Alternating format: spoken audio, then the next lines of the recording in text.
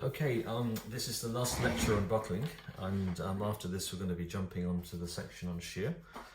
So before we start, I found a video on YouTube. It's by the Efficient Engineer, and it seems to have some very good feedback, and it's only 15 minutes. It explains buckling pretty well from what I can see, and it covers very similar things to what we're covering in the course here, and covers slenderness here, further on covers this case here, and if you skip further along, it would be talking about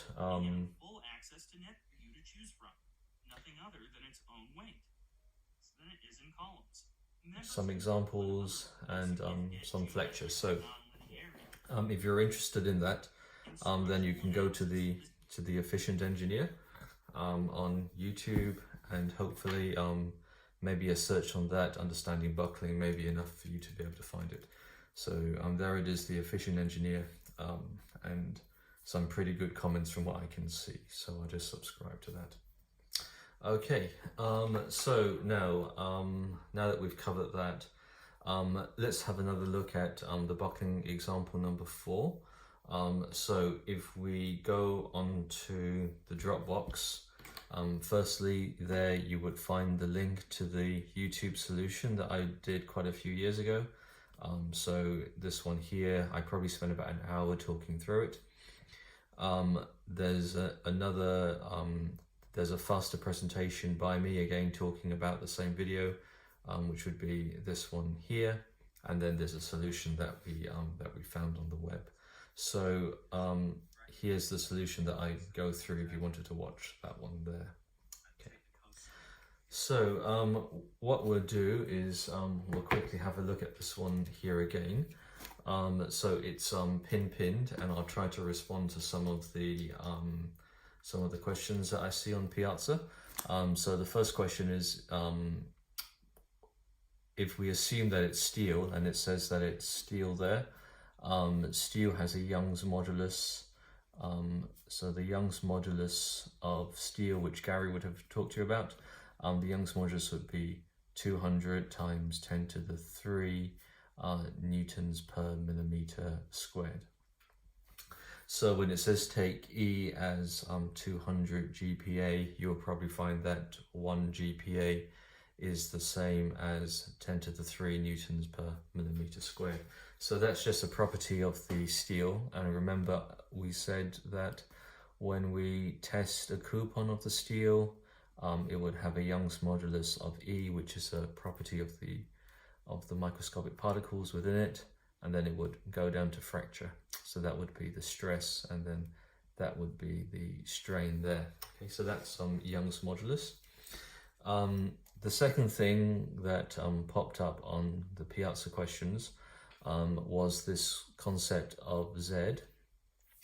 So if you have a section like here, and if you know the second moment of inertia, so we know that it's going to be buckling around the 1-1 axis. So it's going to be buckling around the 1-1 axis in this case. Perhaps we just show it here. So in this problem here, we've got one load acting there and one load acting eccentrically. So we've got two loads acting on it. So if I apply the eccentric load, you could probably see that it's going to be buckling on this side and not this side here. Whereas if you do this one, it can buckle either that way or that way. So obviously, if you've got two loads coming down, it's probably going to go along in that direction there. And we want to work out the maximum stress.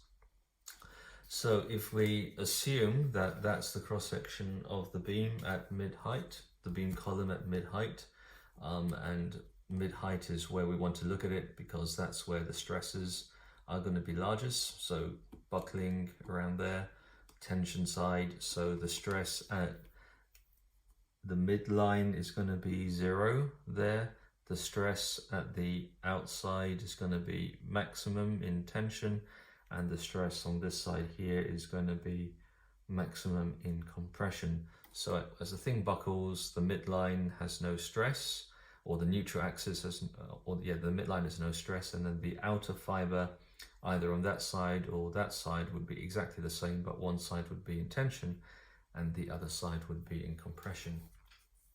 So there's, if that's the axis of buckling, which we can see there, which is the 1-1 axis, and if you know the second moment of inertia around the 1-1 axis, then if you know this distance here, from here to here, which would be there, or if you know the distance from here to here, because it's a symmetrical section, that's going to be what I'll call Y max.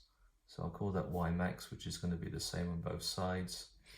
And then if you've got sigma, which is the stress, stress is going to be equal to the bending moment.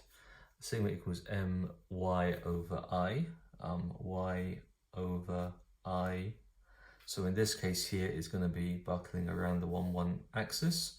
So maybe I'll just put the one there, just to denote that it's the 1-1 axis that it's buckling around. And to get the maximum stress, we're going to have to put Y max and call that sigma max. So if Y was 0, you would be here. So the stress at that point there is going to be 0. So maybe a block like that may be helpful to show the stresses, and then the stresses would be obviously equal to the bending moment. So if you want to work out the maximum stress here or the maximum stress here, you would take the bending moment, multiplied it by the Y max, and then you would divide it by the second moment of inertia around the bending axis in this case, or the buckling axis, which would be 1-1. So the question tells you Z1, okay? So Z1 gives that term there, and we could rearrange that. I'll get rid of that to create a bit more space. So the sigma max is equal to the bending moment over Z1. So Z1 is clearly I1 over Y max. So Z1 is equal to I1 divided by Y max. So when you're given the elastic modulus, or you can see the section elastic moduli, or if you're told you're given the section elastic moduli, which is typically written as a Z, then that would allow you to immediately say what the stress is if you know what the bending moment is. So hope that's clear. So in this case here, you've got your column, this beam column here, and it's under two loads, 1420 and 180. So if I said that load was all going through that one, that would be the total axial force. And you ask what the maximum stress is, so I could say this maximum stress is going to be equal to the axial component, because after all this thing is in compression. So I'll say that's P over A, and that's going to be, and onto that you are going to be adding, let me have things, sigma equals the total force, which would be, let's add these up first. So you add these up first, and that's equal to 1600. So I'll say that one is 1600 times. Now here, it's going to buckle like there, as we've shown it like there. And we're going to be calling this distance delta.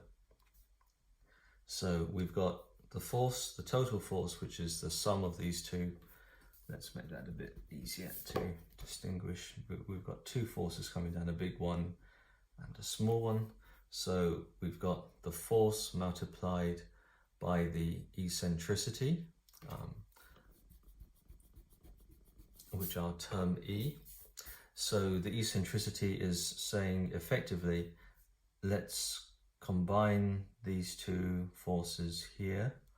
So I'll put that with an arrow. So that would be the 1600 kilonewtons, and this would be the 1420 kilonewtons, and this would be the 180 kilonewtons. So we've added it all together, and then here's the line of action going right through the two ends, and we're going to say that the equivalent force is going to be applied with an eccentricity E. So if that's the equivalent of those two, so everything's now been moved to this position, it's going to be the total force multiplied by delta, which would be the bit that it's buckled by, plus the eccentricity E. And we know that this is the bending component, and the bending component is sigma. The bending component is the bending moment divided by Z1. So we're told what Z1 is, and Z1 is 2.0 times 10 to the 6 millimeters cubed.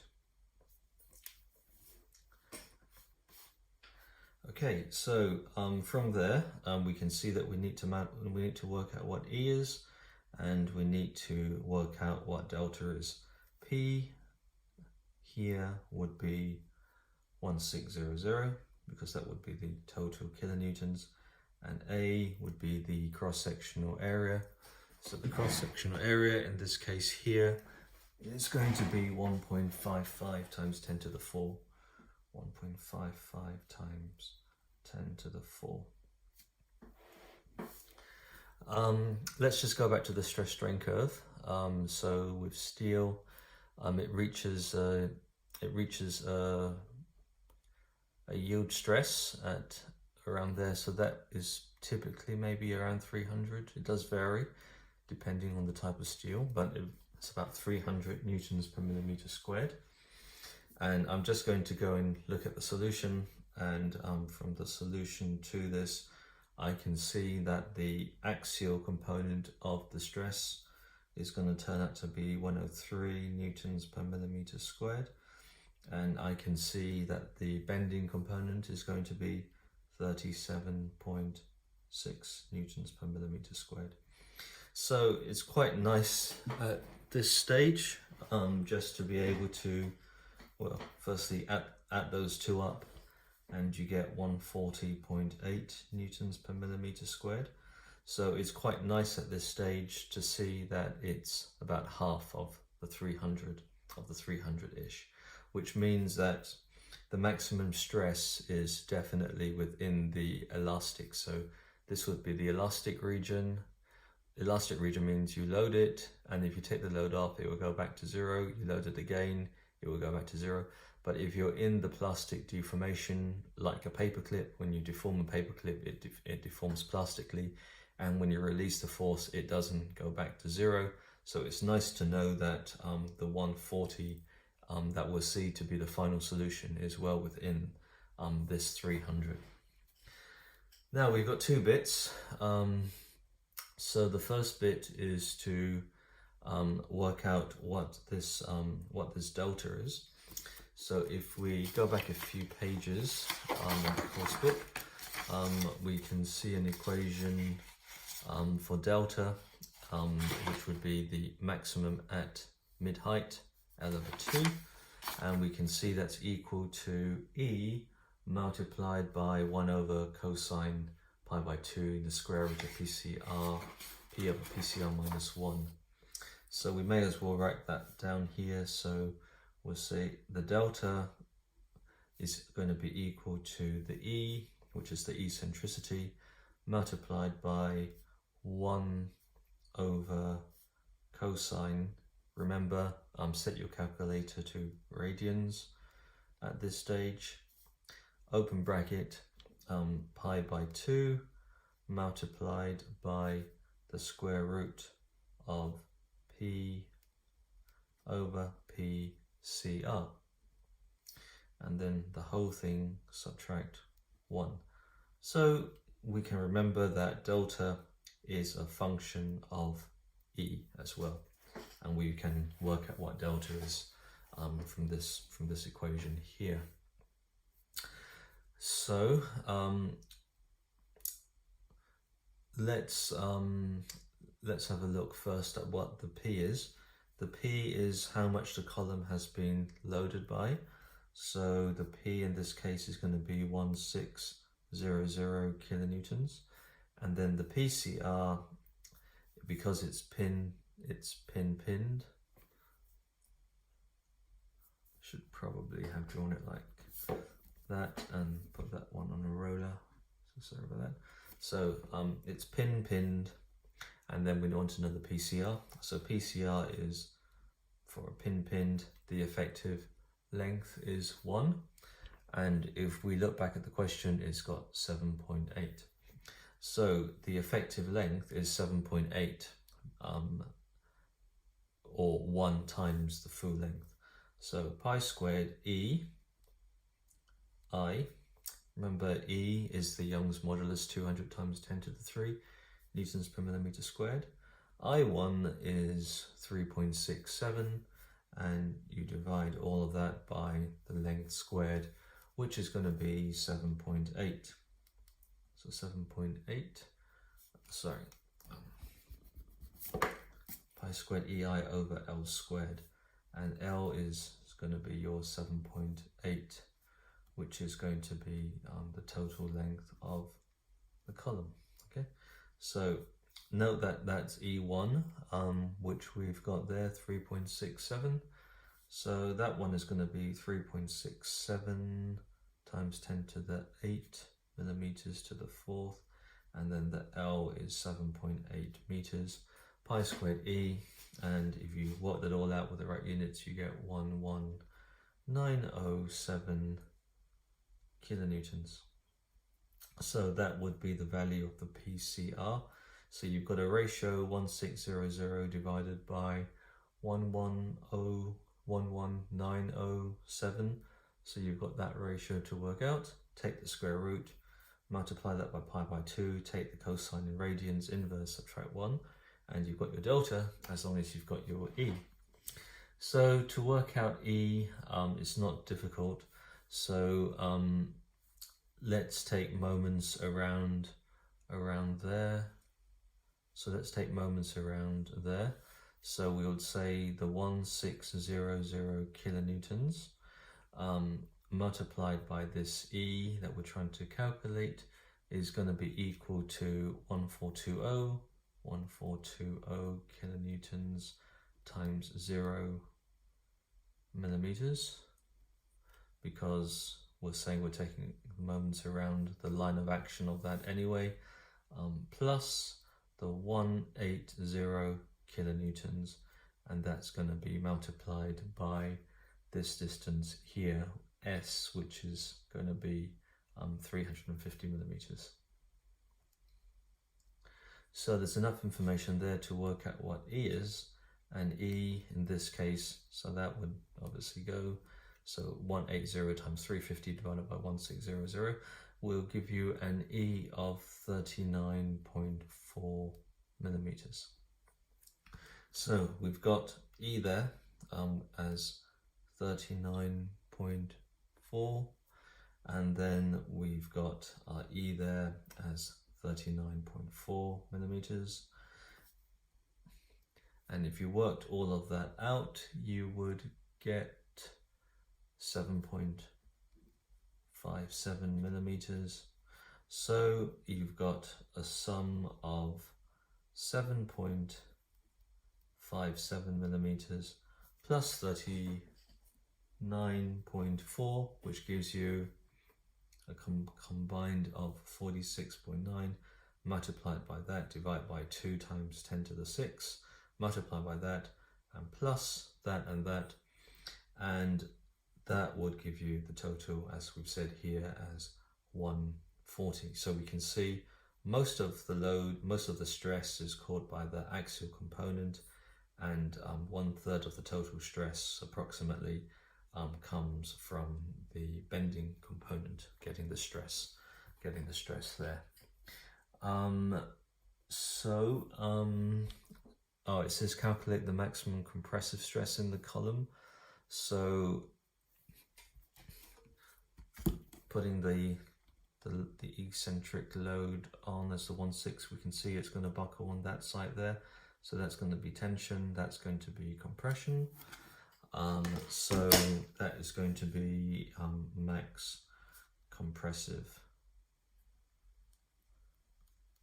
stress. Okay. Yeah, okay.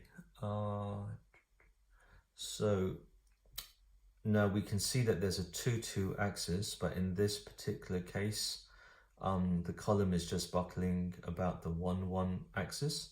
So it's not, in this case here, we can see it's buckling about that axis. It's not buckling out of plane, which would be buckling out.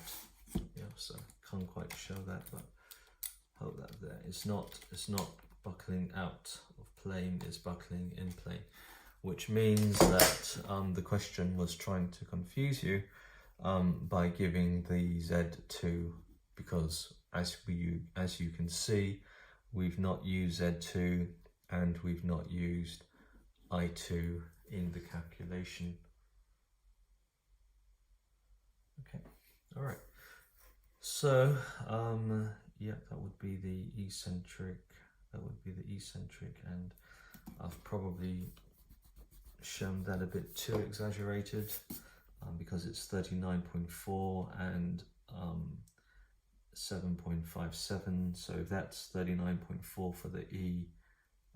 At the load level we're talking about, it's going to be more like that for the delta that we've calculated, and the delta has worked out to be 7.57. Okay, so hopefully that makes sense. And if you wanted to, I've got a much longer explanation, which you can find there. Okay, let's move on.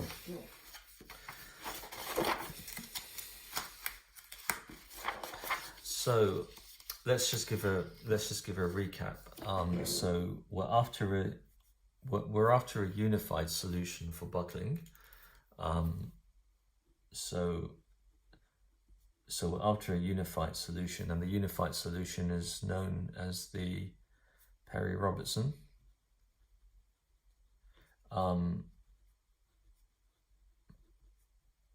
So I'll just stress that Perry-Robertson is just a curve fit to test data.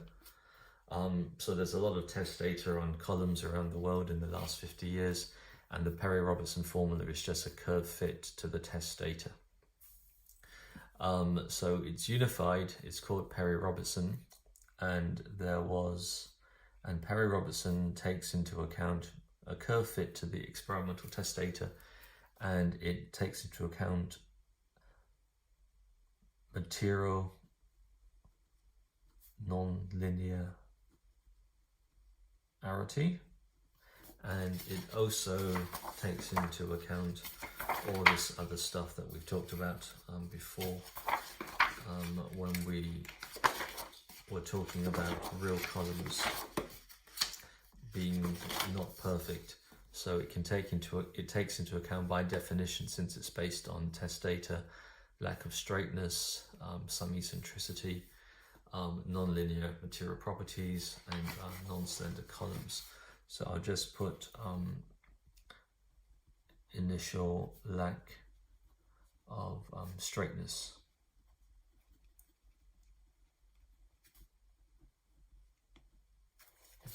ATC, and the others listed here. So when I say it takes into account material non-linearity, what I mean is that all the equations up to now, all this stuff here that we've looked at, it's all been within the elastic range, or assuming that that value where the steel becomes plastic is a very high number. So up to now, our theory has been limited to the elastic, and not the deformation that you get along here against the plateau here. Certainly nothing to do with fracture. So everything up to now has been elastic, and now we are going to be looking into the material nonlinearity phase. So down here, we've got the stress strain curve of steel. So stress and strain with the Young's modulus of steel or the metal, as I said, about 200 times 10 to the 3 newtons per millimeter squared. So what normally happens is it goes up, and then there's that bit, then this bit called strain hardening, and then suddenly it goes down.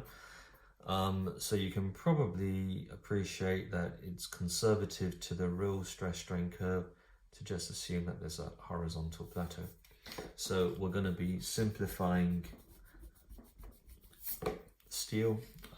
Here, that would be the elastic region, and then this thing here would be the plastic region.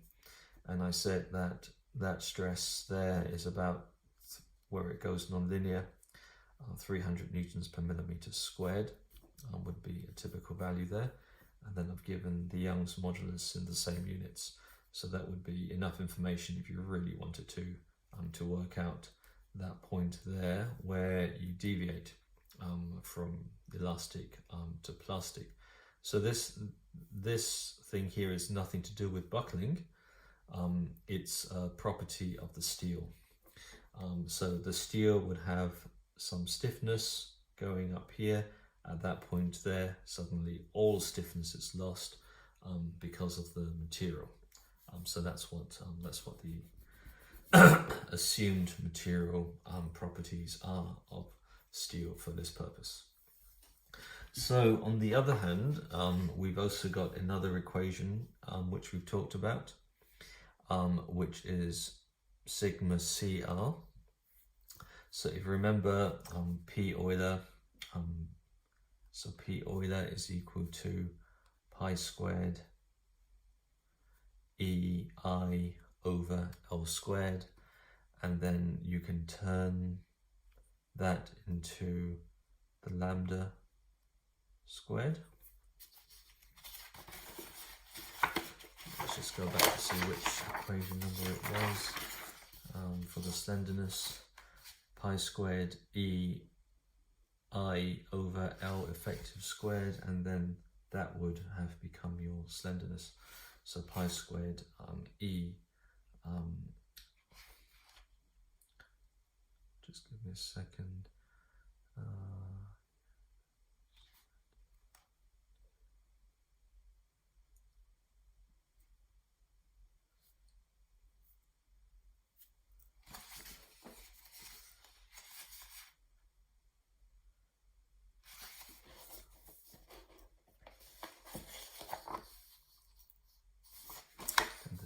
The slenderness is the L.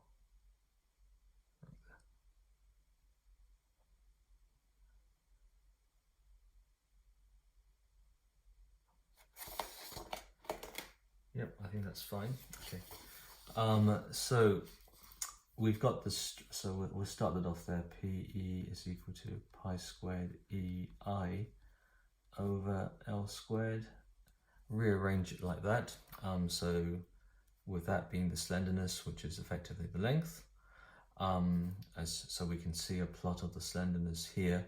Now that's a force, and you can turn that force into a stress. So I think we'll just call that PCR. So sometimes I can use P Euler or PCR quite interchangeably because I know that they both are exactly the same thing.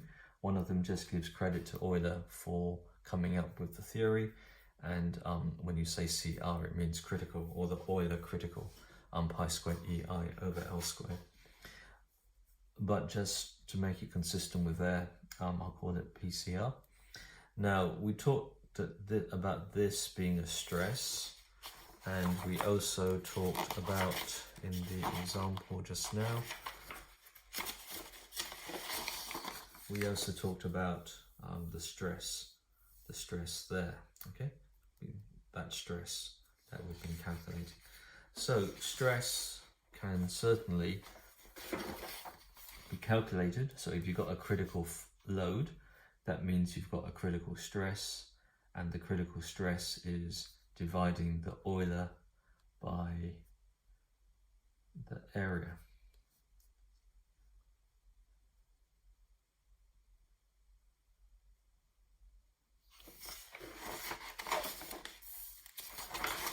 Just go back to the pages.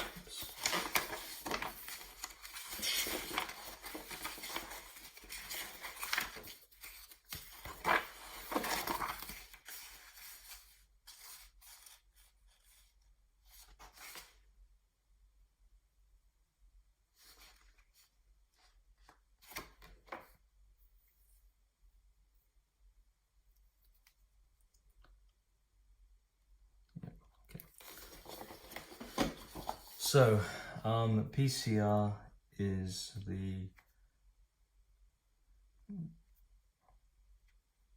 to turn that into a stress, you need to divide PCR by A. So the critical stress is equal to PCR divided by A, and then from there you would get out your critical stress. So hopefully you understand what I've said. I've not made a mess of that, but there is a critical stress. So we might remember that the stress at which the material actually goes onto the plastic range is also about 300 newtons per millimeter squared. So you could say to yourself, if I've calculated a critical stress, and that critical stress is greater than 300, then the material would already have failed at the 300. Okay. So we've got critical, we've got material, so this is material,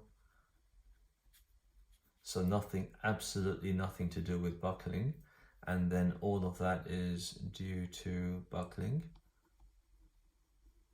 So we've got material at sigma y about 300, not being able to take any more stress because of the crystals of the material, and then you've got the buckling of sigma cr. And if that's much, much higher than the 300, then the material would already have failed. So your column, in terms of a unified theorem, would already have failed by the material, and so the buckling portion, Euler, or the lack of straightness and all stuff like that, that doesn't really matter. So the critical stress cannot exceed the yield stress for the reasons I've just said, about 300 newtons per millimeter squared, and there is a particular slenderness where they are equal. So we've got slenderness in this one column here, or the Euler coming down there, so that the Euler would be coming all the way down there, and that would be the slenderness, and then up here would be sigma cr, I suppose, and then that would be the Euler,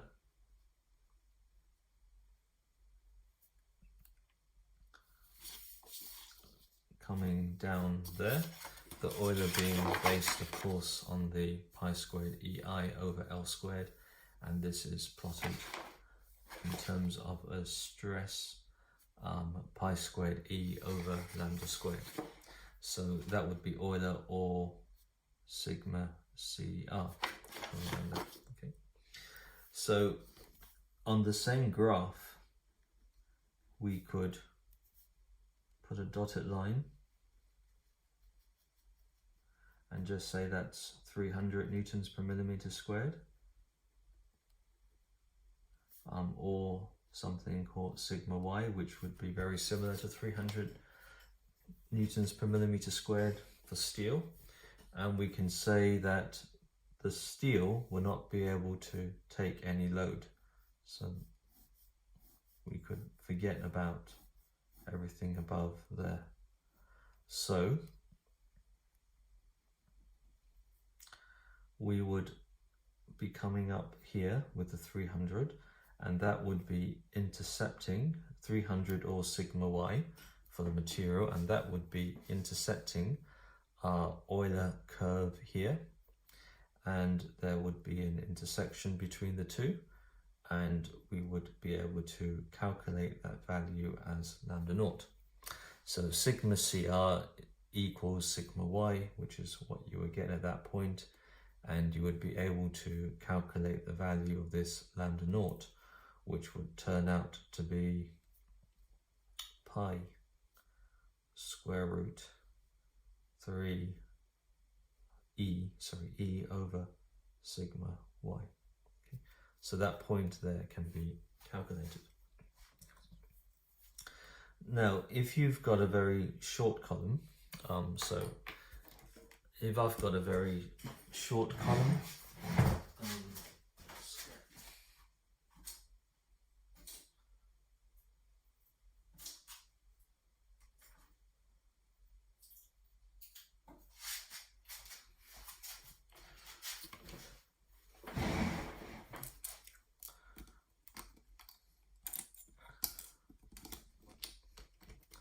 so for the same column, if it was very short, you would be able to work out the slenderness, and it's so short I need quite a large force to get it near buckling, so I would call that a short column. And if it's a very short column, it's going to be governed by sigma y. So a very, very short column, you can get an Euler buckling load for a very short column, but the force required is so high, or the stress required is so high, that for a short column, the Euler is maybe twice the yield stress. So, and as we've already said, the material cannot carry more than the yield stress. Okay, so that's a short column. At the other extreme, we've got the long column. I think it's called the long column here. Yeah, we've got long columns. So think of slenderness as length now. Think of slenderness as length. So this is what's known as a long column, and the long column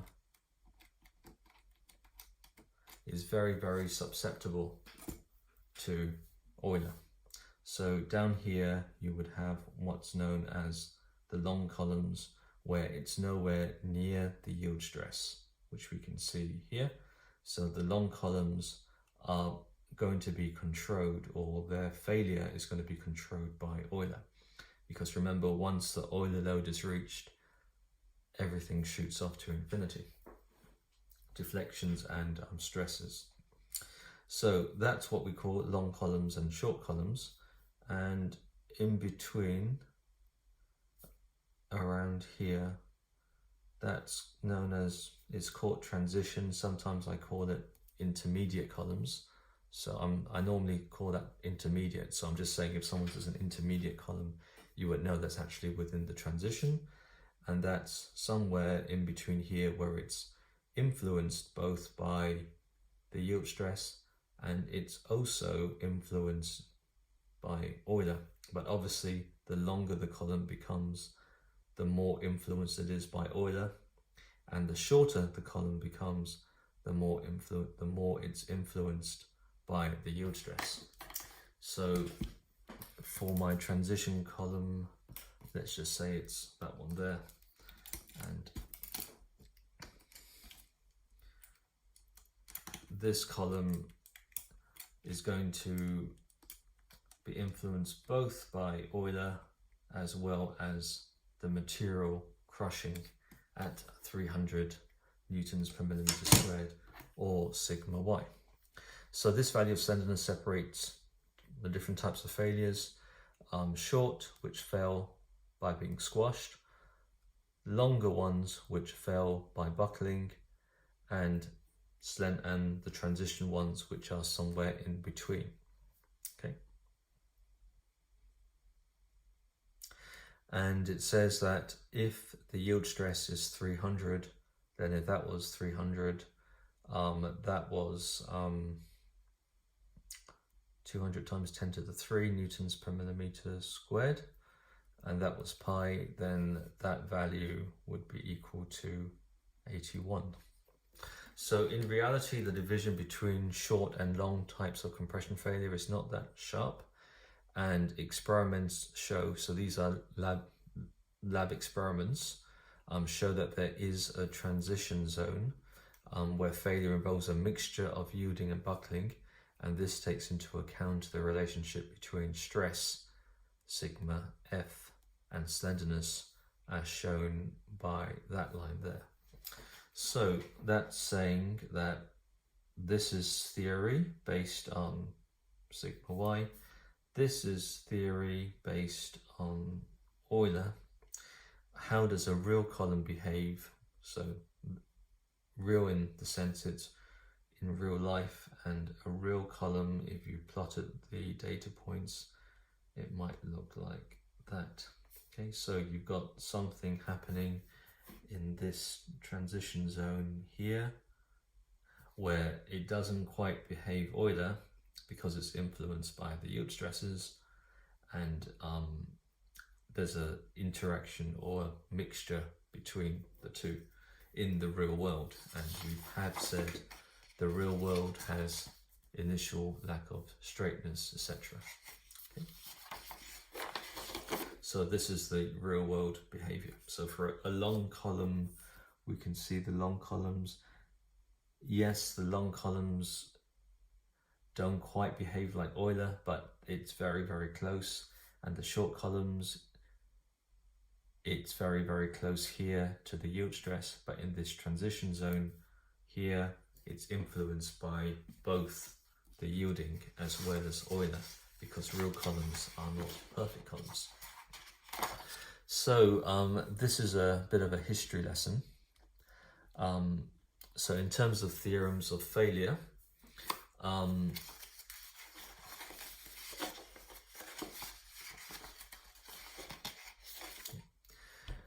so the first person to come up with a theorem, which became well known, was Rankine.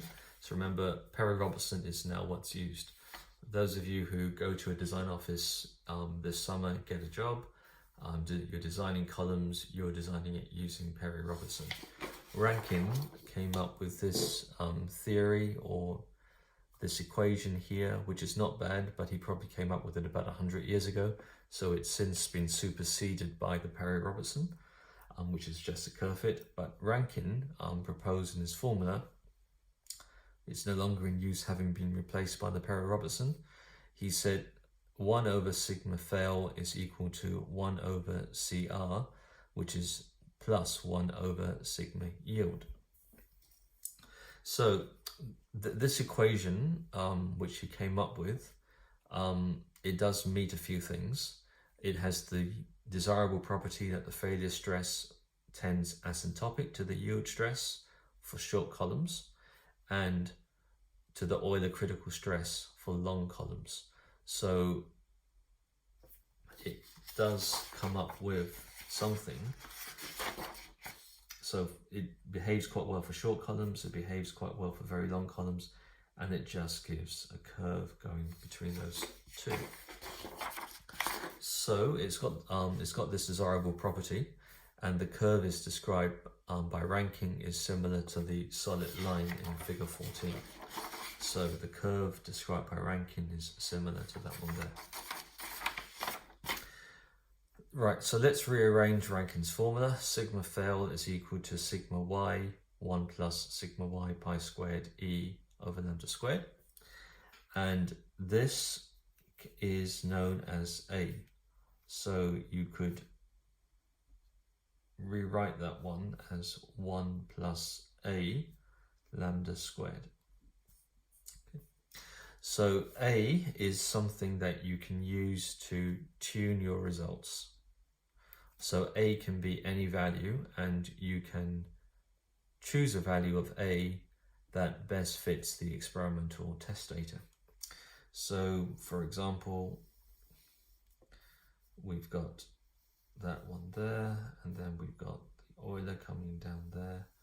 Maybe there's some test data, so in the lab tests of some columns failing, and you would be able to tune that A so that it best fits the experimental test data. So A is something that we can use to tune. So we tune the curve, so it could be like that, it could be like that, depending on the value of A, but you can find a value of A where it best fits the experimental test data. So A then becomes there, and the compressive failure load of a column can thus be calculated as NC, which is the failure, is sigma fail multiplied by the cross-sectional area, because that's the failure stress based on your experimental test data, because this is semi-empirical, it's based on test data. So the force at failure, or NC, is the stress at failure multiplied by A.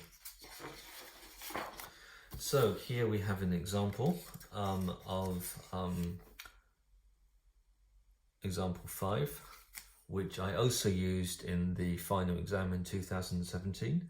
But please remember that this year, of course, you'll be doing the exam from home, open book exam from home. So of course, I just can't repeat the same question. Otherwise, you'll just be copying it out. So we've got a 500 by 500 hollow box column, 5 meters high, fixed at one end and propped at the other. It's made of steel, yield stress 300 newtons per millimeter squared, which I guess is 1 MPa. What axial load will cause the failure according to Rankine, with A equals 0.9 sigma y pi squared E? And compare this to the Euler buckling and the squashing load. So let's draw the curve here again. So the squashing load, that's another term that's used, and the squashing load is just the yield stress of 300, which we showed there, the yield stress of 300 multiplied by the cross-sectional area. So the stress multiplied by the area gives the force, and then the squashing load in this case is going to be 1170. Okay. So I think I will just draw that as 300, which can be converted into the force by multiplying it by that much. So this one here is lambda, and that one here would be your stress. So compare that to the Euler buckling load and the squashing load. So that one would be the squashing stress. So the squashing load, it would be the squashing stress multiplied by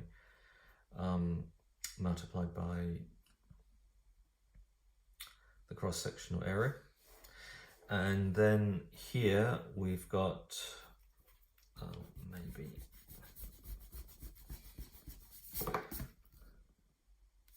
maybe I'll put it down there, 300 newtons per millimeter squared. And then the Euler buckling load is going to be 4 times higher. So the Euler buckling load would be up there. And it's asking, so the Euler buckling load would be about 4 times higher. So I'll put Euler there. And then the actual one, or the actual answer, as the Rankine failure stress, is 900. So the Rankine failure load is going to be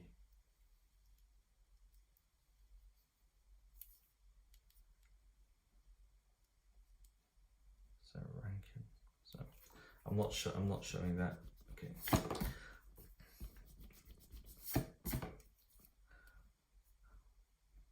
So what we're saying is that, going back here,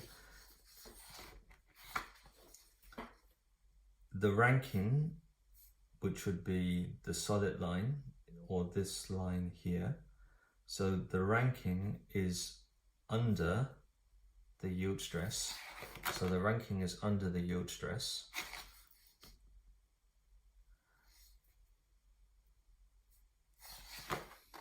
By quite a small amount, not so much.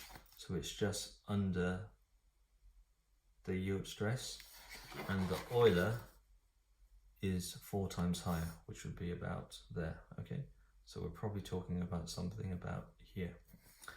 So what I'm just trying to show is that even though Euler is 4 times higher approximately than the yield stress, it's enough for it to have an effect on what the failure load would be. So there's an interaction between the yield stress and Euler, which means that the Rankine would be below. The Rankine needs to be below both the yield stress as well as Euler. So that's probably an obvious statement. You can see it there. That just reinforces it's got to be lower. So first thing when you've got this problem here is the effective length. So the effective length is 0.7 because that's a fixed pin case here. So the total length is 5. So the effective length, our effective, is going to be equal to 0.7 times 5, which turns out to be 3.5. Here we can see the section properties of AIR. So a very common question that I get is sometimes students work out quite correctly that 200 times 200 and subtract that from 195 minus 195, and they don't find it gets this value here. This is actually from a manufacturer's catalogue, and if we zoomed into one of the corners, we would find that it's not sharp. Okay. So when they make these sections here, they make these sections with a radius, so it's not a sharp corner as we would see there. So the manufacturers like New Zealand Steel, they will provide catalogues which will give you the values of A and I for you to look up. You don't need to calculate them, but they will be quite close to an approximate calculation with the sharp corner. So that's why that value is not quite the same, and that value is not quite the same as what you would do by assuming sharp corners, because in reality they would have some radius. So you'll be able to work out the radius of gyration, which would be the square root of I over A, from these values in the manufacturer's catalogue. You would be able to work out the slenderness value, as you can see there. We're told what Rankine's A is, which is 136. So the Rankine's failure stress is given by that equation there, which would just be that sigma y 1 plus A over lambda squared. The Rankine's failure load would be the Rankine's stress at failure multiplied by the cross-sectional area, which comes out as 925, and then you're asked to compare that, so that comes out as 925, and you're asked to compare that with the Euler, which would be around 3984, as we can see there, and the squashing load, which would be that one there, which is 1170 kilonewtons. So that just shows that the Rankine is below the yield stress, and has been influenced by the Euler buckling. So as we can see, the Euler solution overestimates the the compression capacity of this short column by as much as a factor of 4. Compared to the squashing load, Rankine solution takes into account non-elastic buckling and is 21% lower, which is a significant reduction. So that value there would be 21% lower than the 300.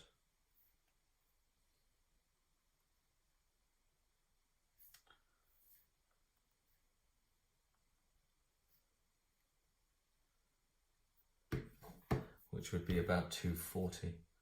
So that stress there would be approximately 240 newtons per millimeter squared. So you can see when we design columns, it's quite important to be able to take into account the interaction between Euler with the critical buckling and the yield stress, and work out a stress value that would best represent how a real column would behave. So we next move on to this bit here, which is the tangent and reduced modular theorems. So we've talked about steel. So steel goes up like that and then comes down. But other types of metals, aluminium, stainless steel, the stress strain curve is round. Okay, so the stress strain curve is round. So many materials, aluminium, exhibit nonlinear stress strain curves without a clear defining yield point.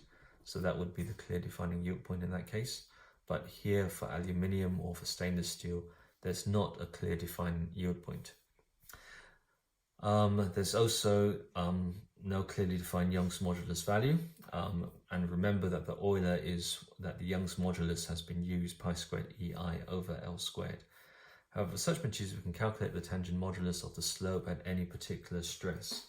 So we can calculate at any point what's known as the tangent modulus.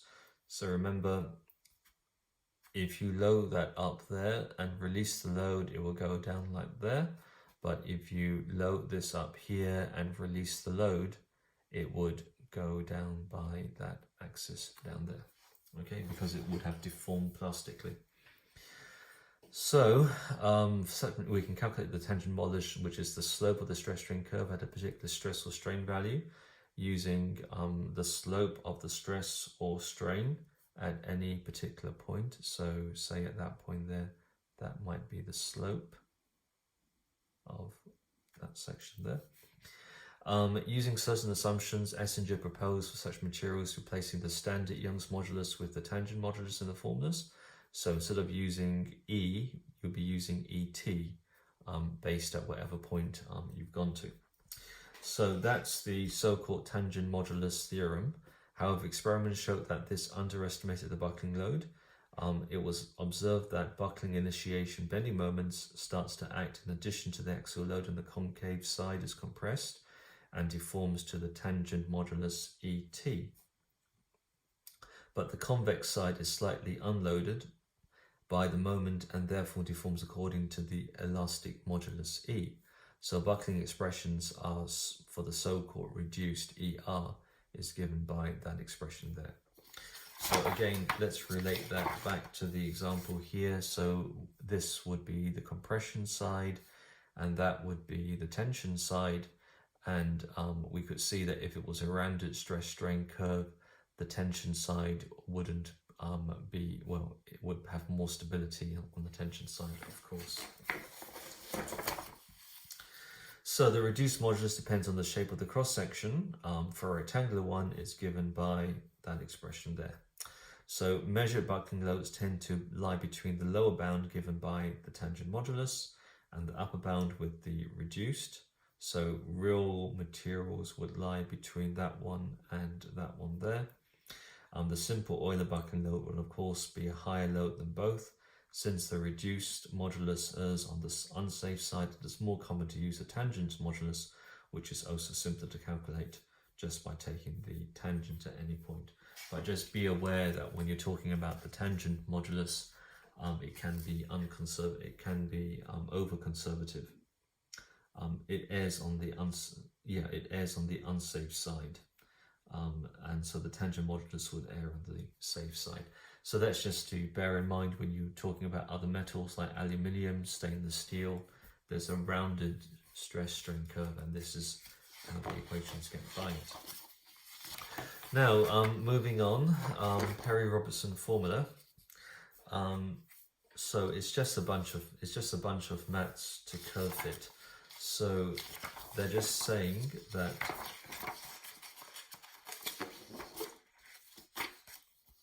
you can come up with an equation that actually that again can be tuned to the experimental test data. So it's quite similar to Rankine in that respect. So it's just another curve fit. So it's just another curve fit to experimental. But if you're using the New Zealand Standards 3404 to design a real column, you will be using the Perry-Robertson equation. So equation 29, we derived an expression at mid-height is the A1 over P over PCR, where A is the initial deflection at mid-height. Bending moments produced by the load P at this equation, M is equal to P times that distance delta, gives you that expression there. So the maximum compressive stress is here. So you might be quite familiar with that one there, because that's what we talked about in this example here, where Y max is the distance from the neutral axis of the extreme compression fibers of the cross section. Substituting these values in, you get another expression, and the column is assumed to reach its limit when sigma max reaches the yield stress. So set sigma max equal to the yield stress, and then you get that equation there. And then you've got this eta coefficient, very similar to the tuning of the A, which we talked about before, for the Rankine, and rearranging the expression, and you get this equation.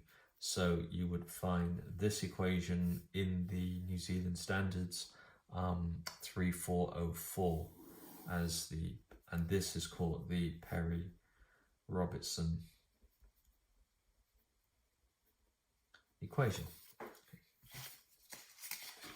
So let's have a look at what the Perry-Robertson equation looks like, bearing in mind of these values of eta. So we can change how the curve looks just by changing the eta. So the eta would take into account things like the fact that the column is not perfectly straight, imperfect support conditions, etc., etc., and different shapes of cross sections. So this is what the Perry-Robertson curve looks like, or can look like, and it's controlled by the value of eta that you pick. So taking the lower solution, we obtain the Perry formula, which is this one there. So note that this one here is the slenderness ratio. So that's going to be lambda, the slenderness ratio, and the y-axis that's been plotted here is going to be n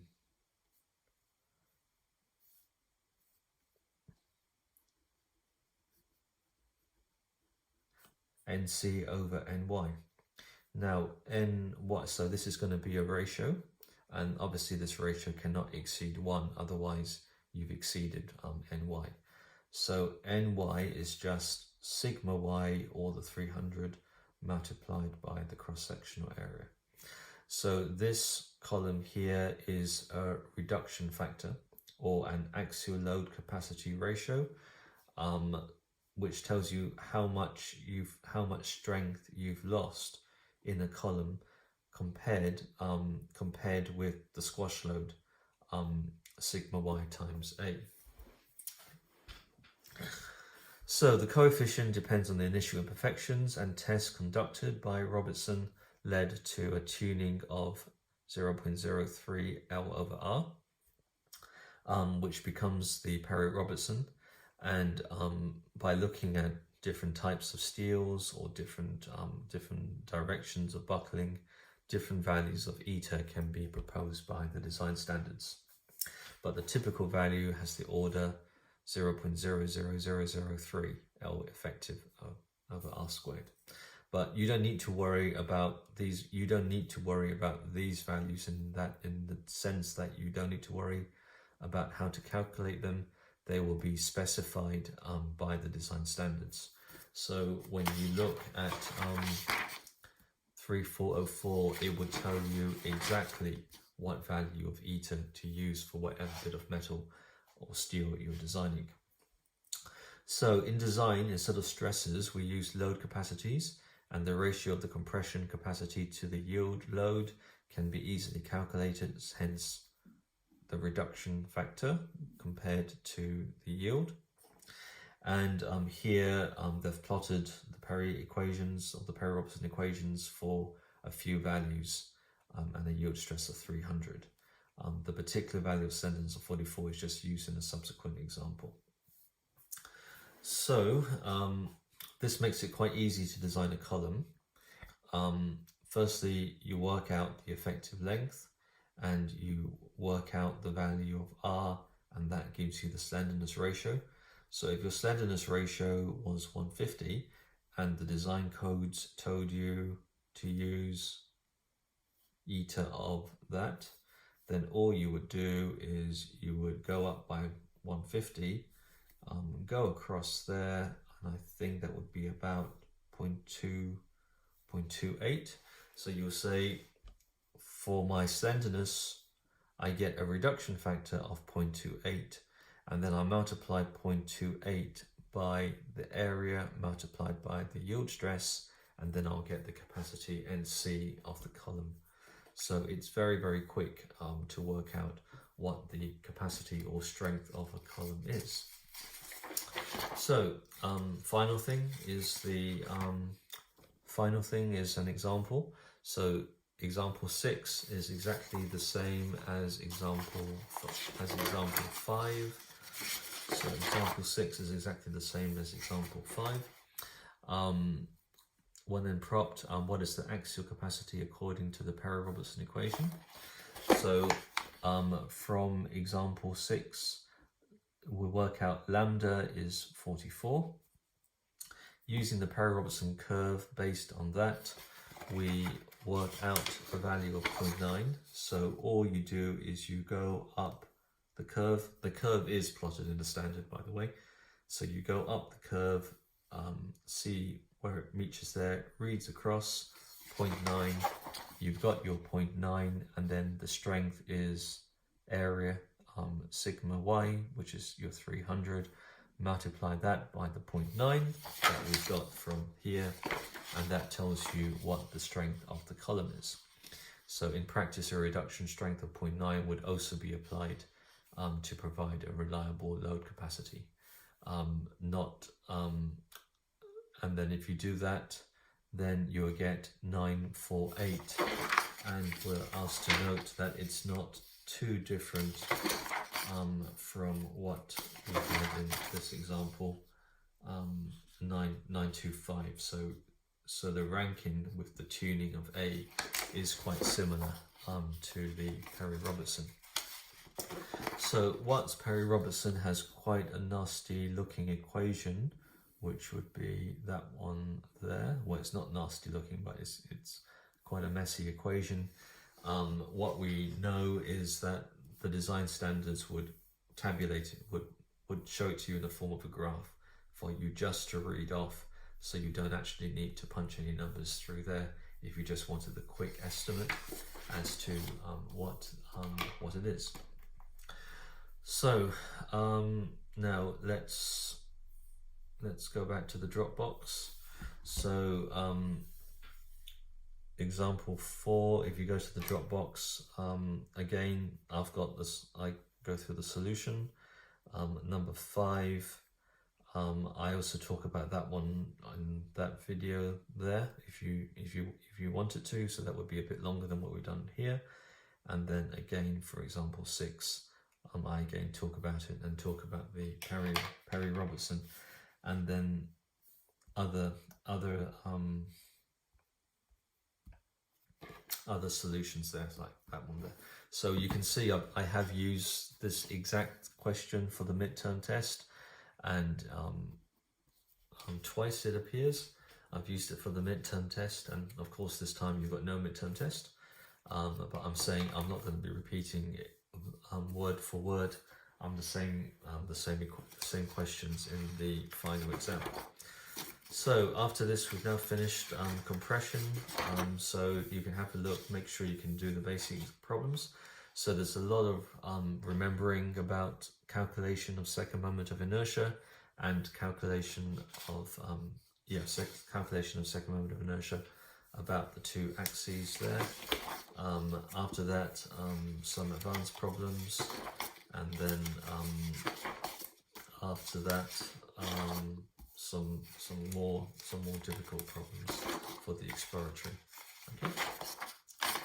So two problem sheets to go through, and solutions available for you on the Dropbox for these, if and when you need to go through them. So after this, I'll be starting. So these are the midterm tests, final exam questions, and that seems to be it. And yeah, where I have used the same question in the exam, you can see that it's been denoted there, which one that the question has been taken from. Right, so tomorrow we'll start looking at shear stresses in beams, and when we start looking at shear stresses in beams, remember you're going to have to remember thin walled theory, or thin walled theory or assumptions. Just to note, of course, that Lucas has gone through shear with you, but I'll be taking it up to the point that it's needed in order to solve some of the problems that you can see here.